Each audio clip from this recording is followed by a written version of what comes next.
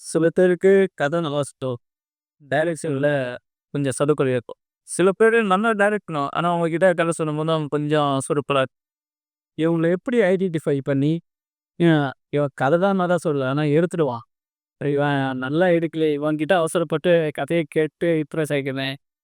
இப்படியான நபர்கள சந்திச்சுட்டு வந்திருக்கீங்க. இல்ல. அ அதனால தான் நான் 2 விஷயம் பண்றேன். நெறைய பேர் ஒண்ணு கதை கேட்பாங்க. இல்ல சினாப்சிஸ் தான் படிப்பாங்க. பவுண்ட் படிக்க மாட்டான். நான் கதை கேட்பேன், பவுண்ட் படிப்பேன். ஒருவேள கதை சொல்றதுக்கு தெரியலன்னா, எனக்கு பவுண்ட்ல தெரிஞ்சிரும். ஓகேவா? ஒருவேள அவர் கதை நல்லா சொல்றாருன்னா, அதுவும் பவுண்ட்ல தெரிஞ்சிரும். பவுண்ட் வந்து எப்படின்னா, இவரு பேசுறது இருக்குல்ல, அது வந்து 10% 90% இதுதான். அவருடைய ஐடியாலஜி இங்க வடிவமைப்பா இருந்தா மட்டும் தான், அவரால எடுக்க முடியும். இங்க அந்த வடிவமைப்பு இல்லன்னா, அது நடக்காது. ஏன்னா, இது பீச்சாங்கை டைரக்டர் கிட்ட இருந்து தான் தெரிஞ்சுக்கிட்டது. நான் கத்துக்கிட்டது. அவருடைய வடிவமைப்பு சூப்பரா இருக்கும். ஒரு ஆக்டர் வந்து என்ன பண்ணணும், எப்படி நடிக்கணும்ன்றத அவரு சொல்ல மாட்டாரு. எழுதிருவாரு. இதுதான். இப்படிதான் அவன் பார்க்குறான். இப்படிதான் அவன் நடக்குறான். இப்படிதான் அதுதான் வந்து கேரக்டர் ஸ்கெட்ச். நெறைய பேர் ஸ்டோரி போர்டா போடுவாங்க. இல்லன்னா நெறைய பேர் வந்து அதுக்கு ஒரு நெறைய மாடல்ஸ்லாம் பண்ணுவாங்க. ஆனா, எழுத்தின் வடிவமா இருக்கிறது இருக்கு இல்லையா? அப்படி அத எழுத்து வடிவமா கொண்டு வரவங்க தான் ஒரு சூப்பரான ஃபில்ம் மேக்கர்ன்றது எனக்கு தெரியும். இதுவரைக்கும் என்னுடைய அனுபவத்துல நடந்துச்சு. இப்ப "என்னங்க சார் உங்க சட்டம்" பிரபு இருக்கான்ல, அவன் ஃபர்ஸ்ட்டு வேற ஒரு கதை என்கிட்ட சொன்னான். நான் அப்ப சொன்னேன், "உனக்கு கதை சொல்ல வரல. ஆனா நீ ஸ்கிரிப்ட் குடு நான் படிக்கிறேன்" அப்படின்னு சொல்லி தான் வேற ஒரு கதைய படிச்சேன். அப்ப நான் சொன்னேன், "எனக்கு இது செட் ஆவாது பிரபு" அப்படின்னு சொல்லிட்டு நான் விலகிட்டேன். அப்புறம் ஒரு 6 மாசம் கழிச்சு தான், "நான் ஒரு 10 ஷார்ட் ஃபிலிம் பண்ணலான்னு இருக்கேன்" அப்படின்னு சொல்லும்போது, அப்ப அவன் சொன்னான், "நான் உனக்கு கதை சொல்ல மாட்டேன். ஏன்னா எனக்கு ஏதோ கதை சொல்ல வராது." அதெல்லாம் ஒண்ணும் பிரச்சனை இல்ல. நீ சொன்னா அவன் ஒரு 2, 3 ஷார்ட் ஃபிலிம் மட்டும் சொன்னான். அதுக்கப்புறம் அவன் மொத்த ஸ்கிரிப்ட் என்கிட்ட குடுக்கும்போது நான் சொன்னேன், "ஏய் இத படமா பண்றா ஒர்க் அவுட் ஆகும்." அப்படின்ற ஐடியா எனக்கு ஃபீல் ஆச்சு. நான் அத சொன்னேன். துவாரக் பரோல் டைரக்டர் இருக்கான்ல, துவாரக் வந்து அவன் ஃபேன்டாஸ்டிக் ஃபில்ம் மேக்கர். உண்மையா சொல்லணும்னா ஃபேன்டாஸ்டிக் ஃபில்ம் மேக்கர். அத விட அவன் ஃபேன்டாஸ்டிக் ஸ்டோரி டெல்லர். அதாவது கதையும் நல்லா சொல்லி, மேக்கிங்கும் நல்லா பண்ணி, அவுட்ட நல்லா கொண்டு வந்ததுல அவன் ஒருத்தன். கதை சரியா சொல்ல மாட்டான். ஆனா மேக்கிங் நமக்கே இவன் என்னடா படம் எடுக்குறான் அப்படின்னு தோணும். ஆனா அவுட்புட்டா நல்லா கொண்டு வந்தவன் பிரபு. ஓகேவா? கதை நல்லா யோசிச்சு, கதை நல்லா டிசைன் பண்ணி, கதை நல்லா மேக்கிங் பண்ணி, கதை நல்லா அவுட்புட்டா கொண்டு வந்தவர் வந்து இச்சாங்கை டைரக்டர். கண்ணால் காண்பது பொய் டைரக்டர் வந்து அவுட் கதை நல்லா சொல்லுவாரு, எழுதுவாரு, எக்ஸிக்யூட் பண்ணுவாரு, அவுட்புட் நல்லா குடுப்பாரு. இதுவரைக்கும் நான் வொர்க் பண்ண படங்கள்ல இருந்தக்கூடிய டைரக்டர்ஸ் எல்லாருமே மேபி அவங்களோட தான் என்னால வொர்க் பண்ண முடிஞ்சிருக்குன்னு நான் நெனைக்கிறேன். இதுல ஏதாவது ஒண்ணு ஒண்ணுன்னா இந்த சென்ஸ் கதை சொல்றத விட்டுருங்க. ஏன்னா, அது ஒவ்வொருத்தருடைய கெப்பாசிட்டி. ஆனா, எல்லாருடைய உழைப்பையும் எங்கேயாச்சும் வேஸ்ட் பண்ணும்போது தான், எனக்கும் அவங்களுக்கும் சந்தேகம் வந்துருது. ஏன்னா, அது ஒருத்தருடைய உழைப்பு கிடையாது. அது எல்லாருடைய உழைப்பு. அதாவது இப்போ எப்படி சொல்றதுன்னா, நல்ல ஒரு பெரிய அடுக்குமாடி கட்டிட்டே இருக்கீங்க. கீழ நீங்க ஒழுங்கா பேஸ்மெண்ட் போடலன்னா சரிஞ்சு விழுந்துரும். அந்த மாரி தான் எல்லாருடைய உழைப்பு போகுதுன்னும்போது, மண்டையில ஒண்ணு பொட்டேல்னு ஒண்ணு வைக்க வேண்டியதா இருக்கு. என்ன பண்றது? வேற வழி இல்ல. அதுதான். ஆனா இவங்க எல்லாருமே நான் ரசிச்ச இயக்குனர்கள். நான் சொன்னேன்ல. பீச்சங்கை இயக்குனரா இருக்கட்டும், இல்லன்னா பிரபுவா இருக்கட்டும், துவாரகா இருக்கட்டும், இல்ல கண்ணால் காண்பது பொய் டைரக்டரா இருக்கட்டும். இவங்க எல்லாருமே வந்து ஒரு சூப்பரான ஃபில்ம் மேக்கர்ஸ் நான் பார்த்த வரைக்கும். அத தாண்டி எனக்கு மடோனா அஸ்வினுடைய ரைட்டிங் அண்ட் மேக்கிங் பிடிக்கும். குகன் சென்னியப்பன் அவரோட இது பிடிக்கும். அப்புறம் இரா சரவணன் நந்தன் படம் பண்ணாருங்களா அவரது. அப்புறம் குரங்குபடல்னு ஒரு படம் வந்துச்சு. கமலக்கண்ணன் அவருடைய ஒர்க் நல்லா பிடிக்கும். சி சிம்பிள் நாட்டு பட் பவர்ஃபுல்லான மேட்டரா இருக்கும். எனக்கு அதெல்லாம் ரொம்ப புடிச்ச விஷயம். அதுக்கப்புறம் எறும்பு, ஓகேவா? கிடா, அப்புறம் விவின் நெறைய நான் பாத்துற இது. அதுக்கப்புறம் அ எப்படி சொல்றது? எனக்கு வந்து ஆக்சுவலா காக்கா முட்டை மணிகண்டன் டைரக்டரோட ஒரு படம். அவர் கூட ஒர்க் பண்ணணும். ஏன்னா, எனக்கு கடைசி விவசாயி வந்து அவ்வளோ ஒரு இம்பாக்ட் கிரியேட் பண்ணுச்சு. நான் சேதன பார்த்து பேசும்போது, "எப்படிடா இருந்துச்சு படம் பார்க்கும்போது?" "ஒரே ஒரு மிஸ் தான்ண்ணா. அந்த படத்துல அட்மாஸ்பியர்ல கூட நான் வந்திருந்தா சந்தோஷப்பட்டுருப்பேன் அந்த படத்துலன்னு" சொன்னேன் நான். எனக்கு அதுதான் ஒரு தோணுன ஏன்னா அந்த படத்துல ஒரு சூப்பரான மேட்டர் அது. எனக்கு ரொம்ப புடிச்ச மேட்டரா இருந்துச்சு. ஸோ, எனக்கு ரொம்ப இம்ப்ரெசிவா இருந்த படம். அந்த மாரி ஒரு டைரக்டரு. சேதுபதி படத்துடைய அருண் அவருடைய அவருடைய மேக்கிங்குமே எனக்கு பிடிக்கும்.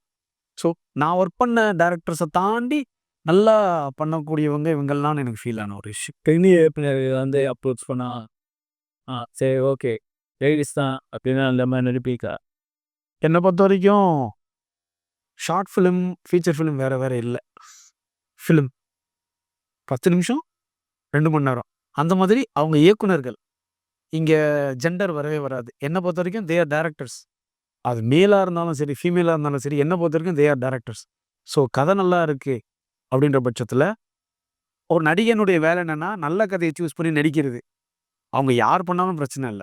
எனக்கு எனக்கு என்ன பொறுத்தவரைக்கும், நான் எல்லாரையுமே டைரக்டரா தான் பார்க்குறேனே தாண்டி, அவங்க மேலா, ஃபீமேலா இல்லன்னா வந்து டிரான்ஸ்ஜெண்டரா இது எனக்கு தேவையில்ல. யாரா இருந்தாலும், சின்ன பையனா இருந்தாலும், அவன் நல்ல கதை வச்சிருக்கான், நல்லா அவன் பண்றான் அப்படின்னும்போது, அவங்க கூட ஒர்க் பண்றதுக்கு எனக்கு மிகப்பெரிய ஆசை. ஸோ ஒரு நல்ல டைரக்டர் கூட ஒர்க் பண்றதுக்கு எனக்கு ஆசை. தே மைட் பி மேல், ஃபீமேல், எனிபடி. பேச தெரிஞ்ச நடிகைங்க இருக்காங்க. ஆனா அவங்க தமிழ் நடிகைங்க இல்ல. உங்களுக்கு எப்படி தோணுது? தமிழ் நடிகைங்க வந்து கொஞ்சம் நம்ம சினிமால 4, 5 பேர் இருந்தா நல்லா இருக்கும். ஏன்னா கலைக்கு மொழியில தான். ஆனா இந்த மொழிய சேர்ந்தவங்க இந்த கலையில இல்ல. தமிழ் நடிகைகள் வந்து ஆ கொஞ்சம் ரோஷம், மானம் இது எல்லாமே அதிகம். அவங்கள வந்து தப்பா யூஸ் பண்ணணும்னு நினைக்கிறவங்க கிட்ட போமாட்டாங்க. ஆனா மத்த ஸ்டேட் நடிகைகள் அப்படி கிடையாது. வாய்ப்புக்காக அவங்க என்னென்ன பண்ணலாம். நல்லா புரிஞ்சுக்கோங்களேன். நீங்க கலைக்கு மொழி கிடையாது. ஆனா, அவங்க எந்த மொழி கலையில நடிக்கிறாங்களோ, அந்த மொழி அவங்க தெரிஞ்சிருக்கணும்ல. இப்போ டப்பிங்ன்னு ஒரு விஷயம் இல்லாம இருந்ததுன்னா, இப்ப தெருக்கூத்துல நீங்க வந்து அ வெளி ஸ்டேட் ஆளுங்கள கூட்டம் தமிழ் நாடகத்துல போட சொல்லுங்க பார்க்கலாம். முடியாதுல்ல. இங்க வந்து பின்னாடி உங்களுக்கு குரல் குடுக்கறதுக்கு ஆள் இருக்குன்னோனே, நீங்க வந்து மொழி தெரியாதவங்கள கூட்டு வந்து போட்டுறலாம். ஆனா, என்னைக்கா இருந்தாலும் அந்தந்த மொழிக்கு உண்டான அந்த மொழி பேசக்கூடிய நடிகர்கள், அந்த மொழிக்கான படத்துல நடிக்கும்போது, அதோடைய ஃப்ளேவரே வந்து ரொம்ப ஒரிஜினலா இருக்கும். பிளாஸ்டிக்கா இருக்காது. ஏதாவது ஒரு நடிகைகள நீங்க அதாவது அவங்களுடைய அழக தவிர்த்து நடிப்ப நீங்க ரசிச்சிருக்கீங்களா? ஆ. ஏன்னா, இவங்க என்ன பண்ணிட்டாங்கன்னா, அவங்கள கிளாமரைஸ் பண்ண ஆரம்பிக்கிறாங்க. சுந்தர் சி அவர்கள் வந்து பேய் படத்துல பேய் படம் முடிஞ்சதுக்கு அப்புறம் பேயையும், அவங்களையும் அரகுற ட்ரெஸ்ல தான் ஆட வைக்கிறாரு. கமர்ஷியல்ன்றாங்க. கேட்டா பணம்ன்றாங்க. என் படத்துல வந்து கடைசி ஃப்ரேம் வணக்கம் போடுற வரைக்கும் யாருமே ஏஞ்சி போல. ஆமா, நீங்க தான் அரகுற ட்ரெஸ்ல ஆட விட்டீங்க. அப்புறம் பார்த்துட்டு தான் போவாங்க. இவங்க என்ன பண்ணிட்டாங்கன்னா, அரகுற ட்ரெஸ்ல ஆட விட்டுட்டு, மக்கள்லாம் ஆதரவோட தான் பார்க்குறாங்க அப்படின்றாங்க இல்லையா? ஸோ இங்க என்னன்னா, நீங்க கேப் மாரித்தனம் பண்ணாலும் பார்ப்பாங்க. குரங்கு வித்த பண்ணாலும் பார்ப்பாங்க. எல்லாத்தையும் பண்ணி பார்ப்பாங்க. ஓகேவா? அதுக்காக அவங்க ரசிச்சு பார்க்குறாங்கன்னு நீங்க சொல்ல முடியாது. அவங்க இச்சையா பார்க்குறாங்களா? இல்ல எச்சையா பார்க்குறாங்களா? இல்ல கொச்சையா பார்க்குறாங்களா? இல்ல பச்சையா பார்க்குறாங்களான்றது பார்க்குறவங்களுக்கு தான் தெரியும். கூட்டம் நிக்குதுன்றதுக்காகலாம் வந்து நீங்க சூப்பர்ன்லாம் சொல்லிற முடியாது இல்லையா? ஏன்னா, இங்க நல்ல விஷயத்துக்கு கூட்டம் சேராது. ஓகேவா? இப்போ ஒரு பூ இருக்கு. ஒரு பூல எத்தன தேனீ வந்து தேன் எடுக்கும்னு நெனைக்கிறீங்க? போது. ஆனா இதே ரோட்ல மலம் இருக்கு. அதுல எத்தன ஈ வந்து எடுக்கும்? ஏனும் பேர். ஸோ நல்ல விஷயத்துக்கு கொஞ்சம் தான் வருவாங்க. கெட்ட விஷயத்துக்கு நெறைய பேர் வருவாங்க. ஸோ கூட்டத்த வச்சுலாம் நீங்க அதோட வெயிட்டேஜ டிசைட் பண்ணவே முடியாது. சின்ன வயசுல இந்த படத்த தான் பார்த்தேன். இந்த இயக்குனர்களோ ஒரு படம் அனுபவம் புரியாப்பு தொக்கர இது இப்படிப்பட்ட இயக்குனர். எனக்கு வந்து ஆர். சுந்தரராஜன் சார். அவர் கூட ஒரு படம் பண்ணணும்னு ஆசை. என்ன சொல்றதுன்னா, இந்த வைதேகி காத்திருந்தால் அவரு அந்த 3 விஷயம் வச்சிருப்பாரு. ஓகேவா? அது. அதுக்கப்புறம் ஊமை விழிகள் பிடிக்கும் எனக்கு. கேப்டன் பிரபாகரன் பிடிக்கும். ஆர்.கே. செல்வமன். கேப்டன் பிரபாகரன் பிடிக்கும். அதுக்கப்புறம் திரு அண்ணாமலை படம் பிடிக்கும். ஓகேவா? அதுக்கப்புறம் பிதாமகன் ரொம்ப பிடிக்கும். எனக்கு பிதாமகன் ரொம்ப பிடிக்கும் அந்த படம். அது ஏன்னு இப்ப வரைக்குமே எனக்கு தெரியல. ரொம்ப பிடிச்ச படம் அது. வழக்கியன் பிடிக்கும். அதுக்கப்புறம் வந்து சாமுராய் பிடிக்கும். சாமுராய் எனக்கு ரொம்ப பிடிக்கும். அதுதான் சிட்டிசன். சாமுராய் பிடிக்கும். அப்புறம் வந்து எனக்கு முள்ளும் மலரும் பிடிக்கும். கடைசி விவசாயி பிடிக்கும். இதுவே கமர்ஷியல் தான். இங்க கமர்ஷியல்ன்னு சொல்றாங்கல்ல. கமர்ஷியல்னா அரைகுறை ஆடையில இருக்கிறது. தேவையில்லாத ஃபைட் வைக்கிறது, தேவையில்லாத பாட்டு வைக்கிறது. இல்ல, இல்ல, இல்ல. வசூல் வந்துச்சுன்னா அது கமர்ஷியல் படம். ஸோ இந்த படம்லாம் கமர்ஷியலாவும் ஒர்க் அவுட். பிதாமகன்லாம் அல்டிமேட் படம் எனக்கு. எனக்கு இப்ப வரைக்குமே அந்த படம் எப்ப வேணா எத்தன வாட்டி வேணா பார்க்கலாம். அதேமாரி நந்தா படத்துல நந்தா படமும் பிடிக்கும். பாலா சாருடைய படம் வந்து எனக்கு சேது, நந்தா, பிதாமகன். இது 3மே ரொம்ப பிடிக்கும். அவன் இவன்ல வந்து எனக்கு ஆர்யா அவருடைய கேரக்டர் ரொம்ப பிடிக்கும். எனக்கு விஷாலுடைய கேரக்டர் எனக்கு அவ்வளோ இம்பாக்ட் பண்ணல. எனக்கு கொஞ்சம் ஆர்டிஃபிஷியலா அது ஃபீல் ஆச்சு. பட் ஆர்யாவுடைய ஆட்டிட்யூட் அதுவும் அந்த பையன் கூட குண்டா ஐயோ! குண்டான்னு சொல்லக்கூடாதா? நல்லா கொழு கொழுன்னு இருப்பான்ல. ஜி.எம். குமார் சாருடைய அந்த இன்னசென்ஸ் எனக்கு ரொம்ப பிடிக்கும். செம்ம அந்த மாதிரி இன்னசென்ஸ். ஸோ பர்ஃபெக்ட்டான கேரக்டர்ஸ சூஸ் பண்றது இருக்குல்ல, அதுதான் ஒரு இயக்குனருடைய மிகப்பெரிய டேலண்ட். நீங்க பாலா சாருடைய படத்துல வந்து, "ஏய் இந்த கேரக்டர் தேவையே இல்லடா, இல்ல இந்த கேரக்டர் இந்த ஒட்டவே இல்லடான்னு" சொல்லவே முடியாது. அவர் வந்து அவருக்கு வந்து நீங்க மிகப்பெரிய நடிகனே தேவையில்ல. "எனக்கு பச்சை களிமண்ண குடு. நான் அந்த களிமண்ண சிலையா மாத்திர்றேன்" அப்படின்ற ஒரு தாட் தான் வந்து பாலா சாருக்கு. ஸோ அந்த மாதிரி இருக்கக்கூடிய இயக்குனர் அதுதான் வந்து காக்கா மூட்டை மணிகண்டன் அவருக்குமே அதுதான். நீங்க எனக்கு ஸ்டார் வேணாம். அதே தான் பாலாஜி சக்திவேல் சாருமே வந்து எனக்கு ஸ்டார் வேணாம். எனக்கு வந்து நடிப்புல ஆர்வம் இருக்கக்கூடிய, நடிப்புனா என்னன்னு கொஞ்சம் தெரிஞ்சவங்க எனக்கு இருந்தா போதும். இங்க தமிழ் சினிமால மட்டும் ஏன் கொஞ்சம் டைரக்டர்ஸ், கொஞ்சம் ஹீரோஸ் இருக்காங்க அப்படின்னா, இங்க பெரிய டைரக்டர்ஸ், பெரிய ஹீரோஸோட மட்டும் தான் படம் பண்றாங்க. ஓகேவா? புதுசா வரவங்க, புதுசா வரவங்களோட தான் போட்டோம். ஆனா விஜயகாந்த் சார் இருக்கும்போது நீங்க பார்த்தீங்கன்னா, அவர் பீக்ல இருக்கும்போது புது டைரக்டர்ஸ்க்குலாம் வாய்ப்பு குடுத்தாரு. அப்போ மடமடன்னு 27 புது டைரக்டர்ஸ் உருவானாங்க. ஆனா திரு ரஜினி அவர்களோ, இல்ல கமல் அவர்களோ புது டைரக்டர்ஸ் அதாவது முதல் படம் இயக்குனர்கள்னு இதுவரைக்கும் எத்தன பேருக்கு வாய்ப்பு குடுத்தாங்கன்னு நீங்க பார்த்தீங்கன்னா, 1, 2 அப்படின்னு நீங்க சொல்லிடலாம். ஓகேவா? ஆனா அவுங்க இண்டஸ்ட்ரியில நெறைய சாதிச்சுட்டாங்க. ஓகேவா? இதுக்கப்புறம் திரு கமல் அவர்களோ, திரு ரஜினி அவர்களோ இண்டஸ்ட்ரியில தன்னை ப்ரூவ் பண்ணணுன்ற அவசியம் இல்ல. ஏன் இப்பவும் அவங்க புது இயக்குனர்களுக்கு வாய்ப்பு குடுக்கல? நீங்க குடுத்தீங்கன்னா, இப்போ அவங்க நெனைச்சாங்கன்னா, ஏன்னா புது இயக்குனர்களுக்குலாம் நீங்க 40 நாள் ஷூட் இருந்தா போதும். டக்குன்னு என்னன்னா, எனக்கு இப்ப வரைக்கும் புரியல. கமாண்ட் ஆத்துறோம். நீங்க சொன்னவங்க இல்ல அவங்கள நம்பி பெரிய இன்வெஸ்ட் ஏன் பண்றாங்க? நான் என்ன தெரியுமா கேட்கிறேன்? நீங்க நல்ல படம் பண்றதுக்கு பெரிய பணம் தேவையே இல்ல. நல்ல கதை இருந்தா போதும். நல்ல கதைய சூஸ் ஏன் திரு அமிதாப் பச்சன் பண்ணல? அவரு பண்றாருல்ல. இந்த வயசுல. திரு ரஜினி அவர்களோட வயசு அதிகம். ஆனா அவரு மாதிரி எக்ஸ்பெரிமெண்டலான கேரக்டர்ஸ் ரஜினி இதுவரைக்கும் பண்ணதே கிடையாது. ஓகேவா? அ அதே மாதிரி டாப்பா இருக்கிற டைரக்டர்ஸ் புதுசா வர டேலண்ட்ட வந்து சர்ச் பண்ணுங்க. ஹண்ட் பண்ணுங்க. இங்க நம்ம தமிழ் சினிமால நெறைய பேர் சொல்லுவாங்க, நம்ம தமிழ் சினிமா ஏன் வளரல? ஏன் வளரல அப்டின்னா, எப்பா எல்லாருமே சீலிங்ல போய் முட்டிக்கிட்டு இருக்கீங்கப்பா. முட்டிட்டீங்க. அதுக்கு மேல கோவம் இல்ல. நீங்க போனோம் அப்டின்னா, அந்த சீலிங்க நீங்க உடைக்கணும் அப்டின்னும்போது, நீங்க ஹண்ட் பண்ணணும். எப்படி கிரிக்கெட்ல வந்து இல்லன்னா இன்னைய வரைக்கும் கபில் தேவ் டீம் மட்டும் தான் விளையாடி இருக்கணும். அங்க என்ன பண்ணுவாங்கன்னா, they will go for hunt for players. அவங்க என்ன பண்ணுவாங்கன்னா, புது புது டேலண்ட்ட ஹண்ட் பண்ணுவாங்க. தமிழ் சினிமால இருக்கக்கூடிய மிகப்பெரிய ஃப்ளா என்ன தெரியுமா? இங்க புது டேலண்ட்ஸ ஹண்ட் பண்றதுக்கு யாருமே ரெடியாவே இல்ல. It might be a director, it might be a cameraman, it might be editor, it might be actor, it might be music director. புதுசான டேலண்ட்ட ஹண்ட் கூட பண்ண வேணாம். அவங்கள அட்லீஸ்ட் தேட கூட மாட்டேங்கிறாங்க. அதுதான் தமிழ் சினிமாவுடைய மிகப்பெரிய சாதம். 2025 6 மாசம் நடந்துச்சு. உங்கள பாதிச்ச படம் இது. வெறுக்கடிச்ச படம் இது. பாதிச்ச படமா? எனக்கு தெரிஞ்சு வெறுத்த படம் நெறைய இருக்கு. அதுதான் அது நெறைய பேருக்கு வெறுத்த படம் தான். டிராகன் வெறுத்துச்சு. ஓகேவா? உடனே சொல்லுவாங்க, "உனக்கு ஓடல அதனால பொறாமையில சொல்ற." என்னங்களா? அது படமே கிடையாதுடா முதல்ல அப்படின்னு தான் நான் சொல்லுவேன். டிராகன் என்ன பொறுத்தவரைக்கும் அது ஒரு குப்பை படம்னு வச்சுக்கோ. கமர்ஷியல் ஹிட் அதான் நான் சொன்னேன்ல. நெறைய இருக்குன்றதுக்காக அத சொல்ல முடியாது. தேனீ ஒண்ணு தான் இருக்குன்றதுக்காக நீங்க இத கேவலமா சொல்லிற முடியாது இல்லையா? அந்த மாரி நான் சொல்ல வரேன். ஸோ பணம் அரண்மனை ஒரு கேவலமான படம். அரண்மனை 4 ஓகேவா? ஆனா குரங்கு படம் நல்லா இருந்துச்சு. இந்த குரங்கு படம் எனக்கு தெரிஞ்சு போன வருஷம் எண்டுல வந்ததுன்னு நெனைக்கிறேன். நந்தன் படம் சூப்பரான படமா இருந்துச்சு. ஓகேவா? சொல்லுங்க. நல்ல படம்னு ஒண்ணு சொல்ட்டீங்கல்ல. அது வர்த்தக ரீதியா சரியா போகலன்னா அவங்க மேல இன்னும் நெறைய பேர் ஆடியன்ஸ் வரலன்னு சொல்லுவாங்க இல்லையா? ஆடியன்ஸ் வர்றதுக்கான இடத்த இவங்க குடுக்கலன்னு நான் சொல்லுவேன். ஏன்னா, சி நீங்க தியேட்டருக்கு குடுங்க. ஓடும். டைம் குடுங்க.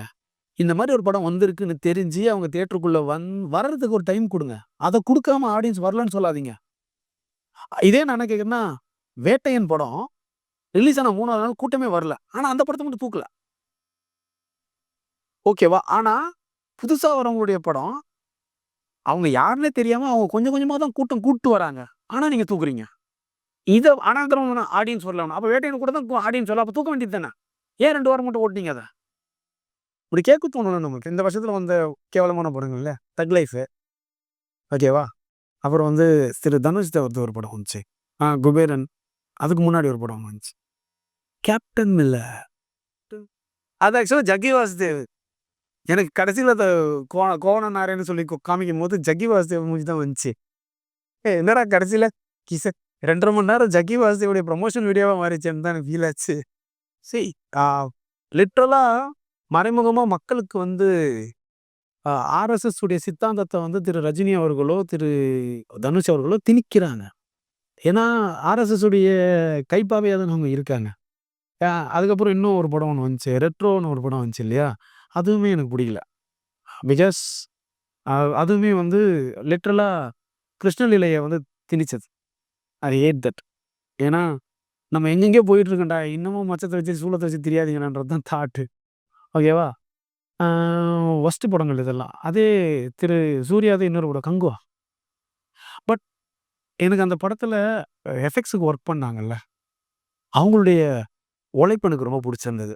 ஸோ ஒரு ரியலிஸ்டிக்கான ஒரு உனக்கு பேக்கிரவுண்டா இருக்கட்டும், இல்லன்னா அங்க வந்து இதுவா இருக்கட்டும். ஆனா ஸ்டோரியில வொர்ஸ்ட்லயும் வொர்ஸ்ட்டு. அதுவும் எண்டுல கார்த்தி எல்லாம் வரும்போது அவரெல்லாம் வர்றதெல்லாம் பார்க்கும்போது ஏத்துக்கவே முடியல. "என்னப்பா சொல்ல வர்றீங்க?" அப்படின்ற மாரி. ஸோ இது எல்லாமே அவங்க ஒரு ரூ. 300,00,00,000 செலவு பண்ணி பண்ணாங்கல்ல. நீங்க நல்லா பண்ணா சந்தோஷப்படுவோம். ஆனா அந்த ரூ. 300,00,00,000ல ரூ. 2,00,00,000 படம் எடுத்தா 150 நல்ல படம் எடுத்துக்கலாம். அதாவது 150 புது டைரக்டர்ஸ், 150 புது கேமராமேன், 150 புது மியூசிக் டைரக்டர், 150 ஒரு புது டீம் உருவாயிருக்கும். இவங்க என்ன தெரியுமா? நாங்க கொண்டு போயிட்டு தலைகீழாக தான் குதிப்பேன், குதிச்சா என்ன பண்றது? ஸோ அந்த மாதிரி தான் என்ன பொறுத்தவரைக்கும் இது எல்லாமே எனக்கு ஃபீல் ஆன ஒரு விஷயங்கள். நெறைய இருக்குன்னு வச்சுக்கோங்களேன். பட் நல்ல படங்கள் ரொம்ப கம்மி தான் 2025ல வந்தது. திரையில எந்த கதாபாத்திரங்களா தோன்ற உங்களுக்கு விருப்பமா? எனக்கு ஃபர்ஸ்ட்டு வந்து ரொம்ப நான் ஆசைப்படுற ஒரு கேரக்டர் வந்து ராவணன். ஓகேவா? மாமன்னன் ராவணனுடைய கேரக்டர் பண்ணணும்னு மிகப்பெரிய ஆசை. அது ரொம்ப எதார்த்தமா பண்ணணும். 2வது வந்து வேள்பாரியில நீலன்னு ஒரு கேரக்டர் இருக்கு. எனக்கு நீலன் கேரக்டர் பண்ணணும்னு ரொம்ப ஆசை. ஸோ இது 2மே வந்து என்னோட ட்ரீம் அப்படின்னு நான் சொல்லுவேன். அத தாண்டி நான் பண்ணணும்னு நெனைக்கிற கேரக்டர் எல்லாமே வந்து எதார்த்த வாழ்க்கையில எல்லாருமே மீட் பண்ணக்கூடிய கேரக்டர்ஸ் பண்ணணும். இப்போ ஆ எப்படி சொல்றதுன்னா, என் முடிஞ்ச அளவுக்கு பணக்காரனா தயவு செஞ்சு நான் பண்ண மாட்டேன். ஓகேவா? ஆனா, அந்த பணக்காரனா ஆகுறதுக்காக முயற்சி பண்ற கேரக்டர் இருக்குல்ல, அந்த மாதிரி கேரக்டர். எந்த சூழ்நிலையிலும் வந்து அடுத்தவன ஏமாத்துற மாதிரி கேரக்டர் பண்ணக்கூடாது. ஏன்னா, இப்போ என்ன வந்து 1,00,000 1,00,00,000 பேரு ஃபாலோ பண்ணல. 10 பேர் தான் ஃபாலோ பண்றாங்க. அப்படின்னும்போது, அந்த 10 பேருக்கு கூட தெரிஞ்சோ தெரியாமலோ ஒரு தப்பான ஒரு இன்ஸ்பிரேஷனா இருந்துறக்கூடாது. ஸோ தப்பான இன்ஸ்பிரேஷனா இல்லாத கேரக்டர்ஸ் எல்லாமே எனக்கு பண்ணணும்னு மிகப்பெரிய ஆசை. பட் மெயினா மாமன்னன் ராவணன், நீலன். இது 2மே வந்து என்னுடைய ட்ரீம் அப்படின்னு நான் சொல்லுவேன். அதுக்கப்புறம் வேற நம்மளுடைய அ இதிகாசங்கள்ல இருந்து அந்த மாதிரி வரக்கூடிய கேரக்டர்ஸ்ல வந்து நேதாஜி சுபாஷ் சந்திர போஸ். ஓகேவா? அதுக்கப்புறம் மருதுபாண்டி, மருது சகோதரர்கள்.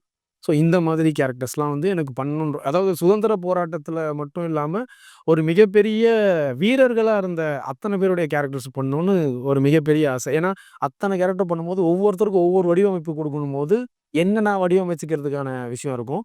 முடிஞ்ச அளவுக்கு ஆ நம்ம தமிழ்நாட்டுடைய பாரம்பரிய கலைகள மக்கள்கிட்ட கொண்டு சேர்க்கிறதுக்காக பாடுபட்டவங்களுடைய கேரக்டர்ஸ் பண்ணணும்னு எனக்கு ஆசை. அப்புறம் ஆ ஆர்மி ஆஃபீசர்ஸ். நான் தயவு செஞ்சு ஹைடெக் ஆர்மி ஆஃபீசர்ஸ் கிடையாது. நீங்க வந்து பார்த்தீங்கன்னா, இங்க ஒரு குறிப்பிட்ட சமூகத்தை சார்ந்தவர்கள் வந்து ஹை போஸ்ட்ல இருப்பாங்க. அவங்கள பத்தி மட்டும் படம் எடுப்பாங்க. ஓகேவா? ஆனா, அவங்கள விட அவங்களுக்கு கீழ இருக்கக்கூடிய சோல்ஜர்ஸ் கிரேட் 1, கிரேட் 2, இந்த மாதிரி இருக்கக்கூடிய சோல்ஜர்ஸ் உடைய குடும்பங்கள், அவங்க எப்படி வந்தாங்க? என்ன பண்ணாங்க? எனக்கு தெரிஞ்சு ராமநாதபுரத்துல ஒருத்தர் இருக்காரு. அவர் வந்து ப பிணக்குவியல்களுக்குள்ள 3 நாள் சர்வைவ் பண்ணி அதுக்கப்புறம் வெளிய வந்தாருன்னு ஒண்ணு இருக்கு. ஸோ அந்த மாதிரி ஏன்னா நான் ஒரு விஷயத்த போடும்போது எனக்கு Facebookல ஒருத்தர் வந்து அவருடைய வரலாறு அனுப்பிச்சாரு. நான் அத அப்படியே சேவ் பண்ணி வச்சிருக்கேன். அது சூப்பரான ஒரு கல. ஸோ அந்த மாதிரி ஒரு ஒரு ஒரு எதார்த்தமான உண்மைத்தனம் நிறைந்த ஒரு போர் வீரனா ஒரு கேரக்டர்ஸ்லாம் பண்ணணும்னு ஆச. உங்களோட டிஸ்கஷன்ல எங்களுக்கும் நேரம் ஒதுக்கி, என்னோட கேள்விகள பொறுமையா கேட்டதுக்கு என்னோட நன்றி. இல்ல ஆக்சுவலா ஒரு விஷயம் என்னன்னா இங்க நம்ம மனசுல தோன்ற விஷயங்கள வெளிய சொல்றதுக்கான மீடியம் ஒண்ணு இருக்கு. எல்லா சேனலுமே வந்து அதெல்லாம் பண்ணிறது கிடையாது. ஏன்னா, அவங்களுக்கு இதனால நமக்கு என்ன ஆதாயம் இருக்குன்னு பார்ப்பாங்க. இல்ல இதனால நமக்கு வந்து ஏதாவது பிரச்சனை வந்தா பேக் அடிக்கலாம்னு நெனைப்பாங்க. அந்த மாதிரி இல்லாம நேர்மையான விஷயத்த சப்போர்ட் பண்ற உங்கள மாதிரி சேனல்ஸ் ஒரு சிலது தான். ஆனா அந்த மாதிரி சேனல்ஸ்க்கு மட்டும் தான் இன்டர்வியூஸ் குடுக்குறது. மத்த எந்த பெரிய சேனல்ஸ்லாம் குடுக்குது. அதனால இவ்வளோ நேரம் பொறுமையா என்கிட்ட கேள்வி கேட்டு, நான் பதில் சொல்ற வரைக்கும் பொறுமையா இருந்த உங்களுக்கு, இதோ கேமராமேனுக்கு, அடுத்தது எடிட் பண்ண போற எடிட்டருக்கு, மொத்த டீமுக்கும், இத பார்க்க போற ஆடியன்ஸ்க்கும் ரொம்ப நன்றி.